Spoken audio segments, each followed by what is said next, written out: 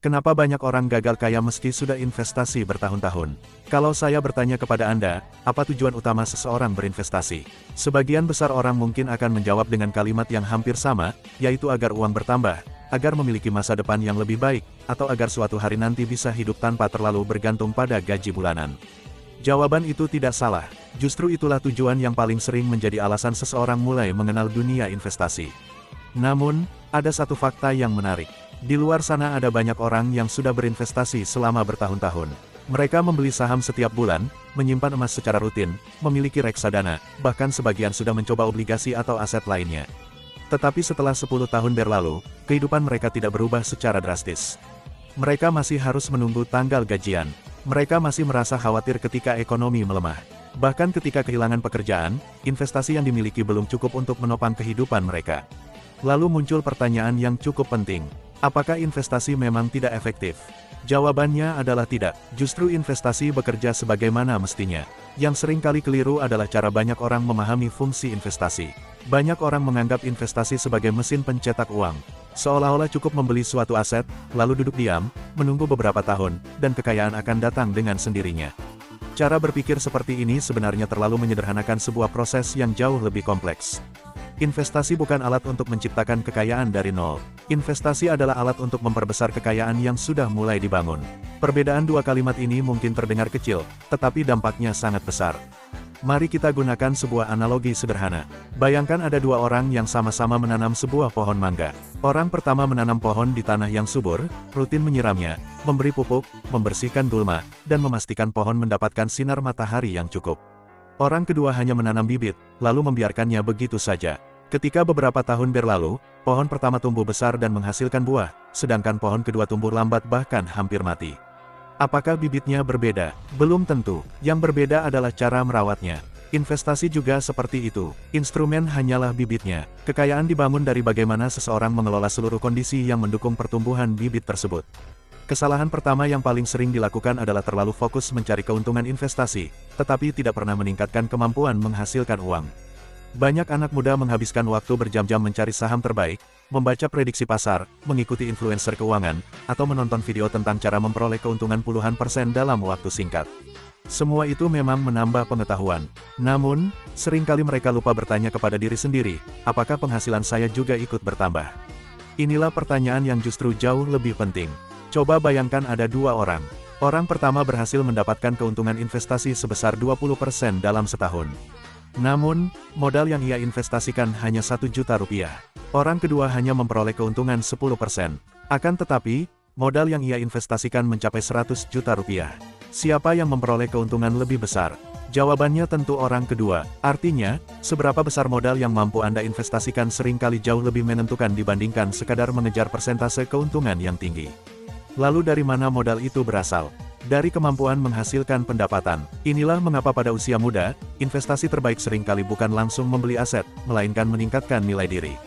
Belajar desain, belajar editing video, belajar bahasa asing, belajar pemasaran digital, belajar pemrograman, belajar komunikasi, belajar negosiasi. Semua kemampuan tersebut berpotensi meningkatkan penghasilan seseorang jauh lebih cepat dibandingkan hanya berharap keuntungan investasi. Misalnya, seseorang mampu meningkatkan gajinya dari 5 juta menjadi 10 juta rupiah per bulan. Jika kenaikan itu terjadi secara permanen, maka kemampuan investasinya ikut meningkat setiap bulan. Dalam jangka waktu 10 atau 20 tahun, dampaknya jauh lebih besar dibandingkan sekadar mencari selisih keuntungan 2 atau 3% dari sebuah instrumen investasi. Kesalahan kedua adalah terlalu mengejar keuntungan yang besar dalam waktu singkat. Fenomena ini sangat sering terjadi, terutama sejak media sosial dipenuhi cerita tentang orang yang berhasil memperoleh keuntungan luar biasa hanya dalam beberapa bulan. Masalahnya, media sosial lebih sering memperlihatkan hasil, bukan proses. Yang ditampilkan adalah mobil baru, rumah baru, keuntungan ratusan juta. Jarang sekali ada yang memperlihatkan kerugian besar. Jarang ada yang menunjukkan berapa kali gagal.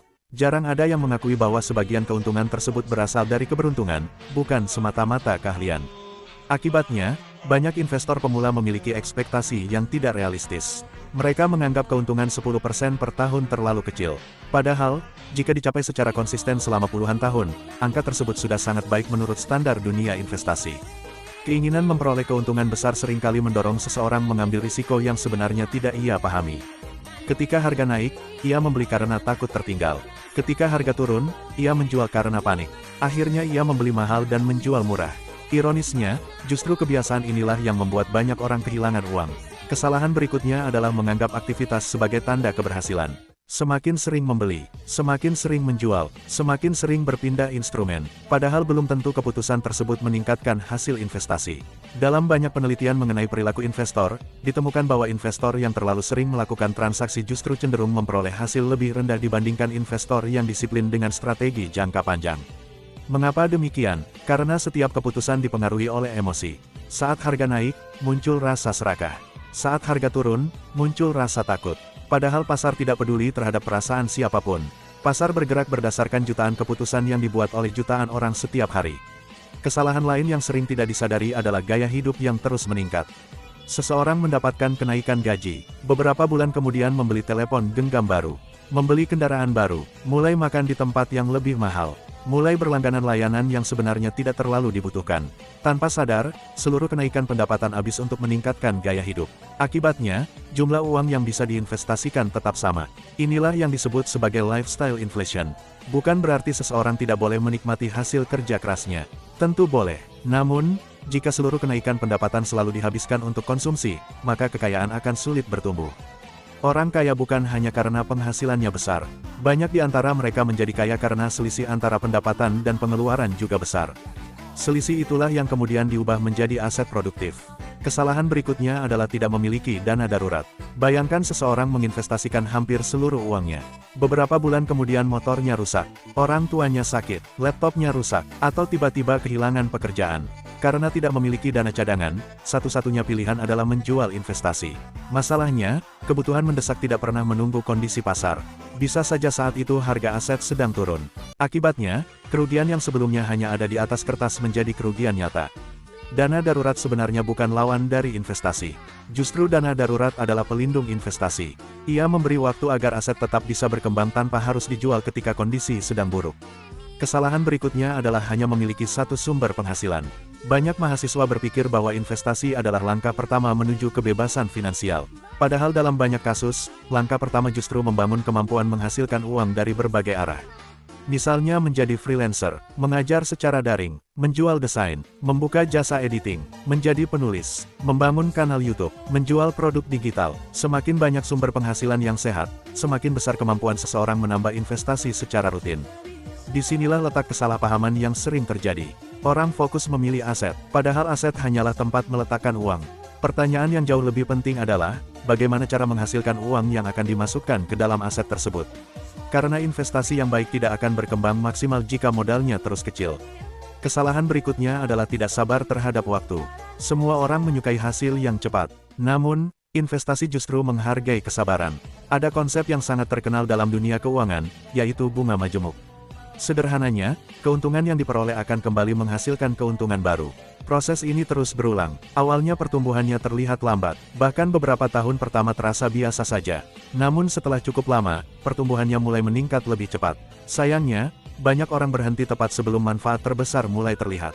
Mereka merasa hasilnya terlalu kecil. Padahal masalahnya bukan pada investasinya. Masalahnya adalah mereka berharap hasil jangka panjang datang dalam waktu yang singkat.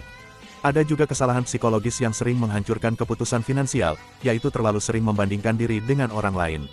Media sosial membuat kita melihat pencapaian banyak orang setiap hari. Ada yang membeli rumah, ada yang membeli mobil, ada yang memperoleh keuntungan besar. Yang tidak terlihat adalah perjalanan panjang di balik semua itu. Kita membandingkan proses hidup kita dengan hasil akhir orang lain. Perbandingan seperti ini hampir selalu menghasilkan keputusan yang buruk. Dalam investasi, setiap orang memiliki kondisi yang berbeda. Usianya berbeda, pendapatannya berbeda, tanggung jawabnya berbeda, modalnya berbeda, targetnya juga berbeda. Karena itu, strategi yang berhasil pada seseorang belum tentu cocok diterapkan oleh orang lain. Lalu, bagaimana sebenarnya cara membangun kekayaan? Jawabannya jauh lebih sederhana daripada yang dibayangkan. Tingkatkan kemampuan menghasilkan uang, kendalikan pengeluaran, sisihkan sebagian pendapatan secara konsisten. Bangun dana darurat, hindari utang konsumtif yang tidak perlu. Investasikan uang secara disiplin. Berikan waktu agar investasi bertumbuh. Ulangi proses tersebut selama bertahun-tahun. Mungkin terdengar membosankan, namun, justru kebiasaan yang membosankan inilah yang selama puluhan tahun terbukti membangun kekayaan nyata. Pada akhirnya, kekayaan bukan hasil dari satu keputusan yang luar biasa. Kekayaan adalah akumulasi dari ribuan keputusan kecil yang benar. Ketika memilih belajar daripada bermalas-malasan. Ketika memilih menyimpan uang daripada menghabiskan semuanya. Ketika memilih meningkatkan kemampuan daripada hanya mengejar keuntungan instan. Ketika memilih berpikir jangka panjang dibandingkan mengejar kepuasan sesaat. Semua keputusan kecil itu mungkin tidak terlihat hari ini. Namun, 15 atau 20 tahun kemudian, hasilnya bisa sangat berbeda. Karena itu, jika hari ini Anda merasa sudah berinvestasi tetapi belum melihat perubahan besar, jangan langsung menyalahkan investasinya.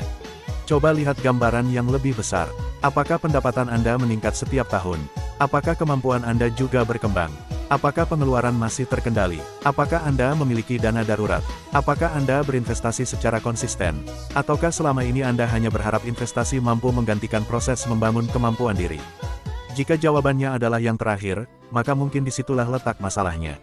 Investasi bukan jalan pintas menuju kekayaan. Investasi adalah pengganda. Ia memperbesar apa yang sudah Anda bangun. Jika yang diperbesar adalah kebiasaan baik, disiplin, kemampuan, dan penghasilan yang terus meningkat, maka hasilnya juga akan semakin besar dari waktu ke waktu. Sebaliknya, jika yang diperbesar adalah keputusan yang buruk, penghasilan yang tidak pernah naik, kebiasaan boros, serta harapan ingin cepat kaya, maka investasi tidak akan mampu menyelesaikan masalah tersebut. Pada akhirnya, orang yang benar-benar berhasil membangun kekayaan bukanlah mereka yang selalu menemukan saham terbaik atau aset dengan keuntungan tertinggi. Mereka adalah orang-orang yang memahami bahwa kekayaan dibangun melalui sistem.